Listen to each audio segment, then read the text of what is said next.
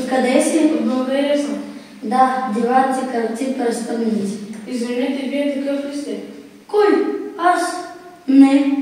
Ако харесвахте историята, щяхте да знаете, че съм наследник на Хан Аспарух, княз Борис I, Кирил Методий, Васил Левски, Христо Ботев и много други. Българският народ е един от най-древните в Европа.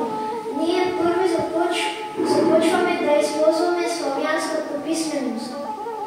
През своята хилядолетна история България няма пленено бойно знаме. Ако се интересувате от история, щяхте да знаете, че първата жена летец на боен самолет е българката Райна Касанова. Ако се интересувахте от археология, щяхте да знаете, че първото препътано злато в света е открито във Варненския нефропол в България. Ако се интересувахте от медицина, щяхте да знаете, че невалиден лекарствен препарат, който се извлича от кукичи и се използва в цял свят, е открит от българина Димитър Пасков. Откривателят на шестия сърдечен тон също е българин, професор доктор Иван Митев.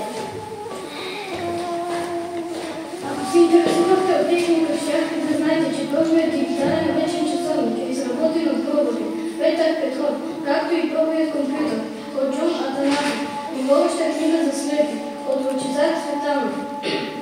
Главен конструктор на първия в света транспортен пътнически самолет Арсен Йордан. Ако се интересувахте от техника и музика, щяхте да знаете, че първата магнитофонна касета е изобретена от Димитър Чернев. Ако се интересувахте от откритие, щяхте да знаете, че най-отдалечената околна планета е открита от българин Димитър Фуфан. Ако се интересувате от автомобилостроенето, чакате да знаете, че уникалната автоматична скоростна безстъпна кутия е изобретена от българин Румен Антонов. Ако се интересувате от чужди езици, щяхте да знаете, че софтуерът за свободна комуникация по телефон, микрофон и интернет между всички езици и диалекти по света е създаден от българин Койчо Митев.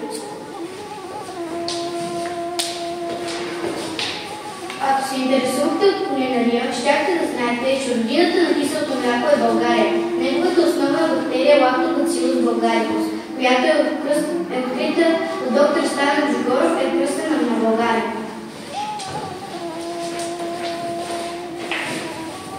Ако се интересувахте от живопис, щяхте да говорим за великия Владимир Димитров майстор. Ако обичате музиката, щяхте да ме познаете Николай Дялов, Валя Балканска, Лилия Иванова и Емил Димитров. Ако харесвате спорта, щяхте да ме знаете Христо Стоичков, Дан Кол, Станка Златова, зоните момичета на художествената гимнастика, Йордан Йовчев, Ивет Лалова, Григор Димитров, както и Карл Сасар.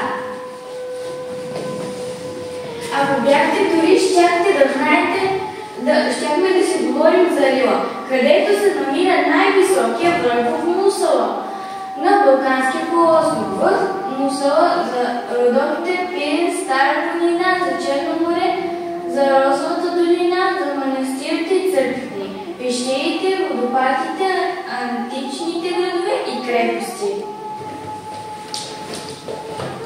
Бихте се изненадали да разберете колко българско наследство има в списъка на ЮНЕСКО и колко живописни места в България биха спрели да ходят. Какво ли няма на нейна територия? Планински сполини, плодородни равнини, обсипани с роси долини и лазурно море.